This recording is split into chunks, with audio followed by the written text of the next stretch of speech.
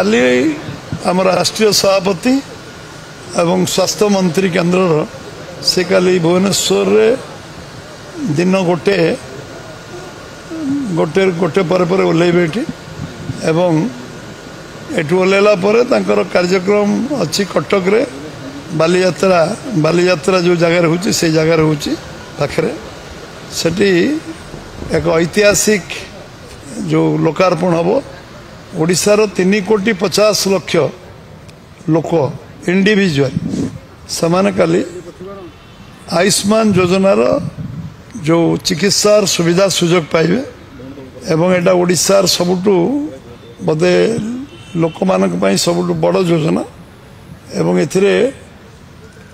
29,000 hospital भारतवर्षर जोटी type है जोटी लोक माने चिकित्सा सुविधा पाई परिवे आगु 978 हॉस्पिटल टाइप थिला स्टेट से बढ़ी 29,000 हॉस्पिटल उपलब्ध हम एवं 70 वर्ष जो मान कौन सी क्राइटेरिया नहीं से चिकित्सा सुविधा पाइबे एटा फैमिली गोटे कार्ड न हो इंडिविजुअल कार्ड दिया ये कार्ड पर्यायक्रम काली दबा आरंभ हो सिंबलिक काली किसी कार्ड सब 1405 जो पीएससी पब्लिक हेल्थ सेंटर ये काली एलईडी अन्य जरिया एटा डायरेक्ट टेलीकास्ट हम 1405 पीएससी ओडिशा सब जगार आमर एटी सरकारी कार्यक्रम हम और सबुठी आम कार्यकर्ता अन्य माने रे साधारण लोक रे खाली बंटन हम एक card symbolic 15, 20, 25 card 30 card distribute हम एवं ये कार्यक्रम भावुची जे बहुत दिन आम आयुष्मान योजनार आम ओडिशार लोक विशेषकर लक्ष लक्ष ओडिशा बाहर रोथुवा लोक माने जो माने स्वास्थ्य सेवार वंचित होतले समाने स्वास्थ्य सेवार गोटे बड़ सुजोग काली आरंभ हो एवं आमे आमर राष्ट्रीय सभापति सी आसी एठी सिपेट को जिबे एम्स जीवार कार्यक्रम अच्छी एवं अन्य कार्यक्रम सहित आमर राज्यर सबू विधायक और सांसद मानकर जो प्रशिक्षण वर्ग हम 11 संध्यारू 13 तारीख संध्या पर्यंत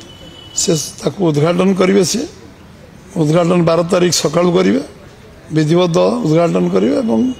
प्रशिक्षण वर्ग 13 तारीख संध्या पर्यंत प्रशिक्षण चलो तेणु कार्यक्रम तांकपाई जो 2 दिन कार्यक्रम पूरा व्यस्तबहुल कार्यक्रम रही निश्चित भाव में ओडिशा जनगण ये गोटे स्मरणीय दिन हो ऐतिहासिक दिन हो कार्यक्रम समस्ते सबुदिन मन रखिए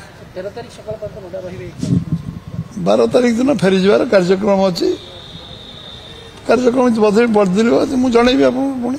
बर्तमान जो प्रोग्राम टेंटेटिव अच्छी 12 तारीख राति से फेर आम स्वामी नारायण जो अंचल अच्छी तोसाली प्लाजा पाखापाखि से जगार आमर 104 जन एमएलए एमपी एवं आम जनरल सेक्रेटरी माने 109 जनकर प्रशिक्षण वर्ग से 11 संध्यारू 13 संध्या पर्यंत चलो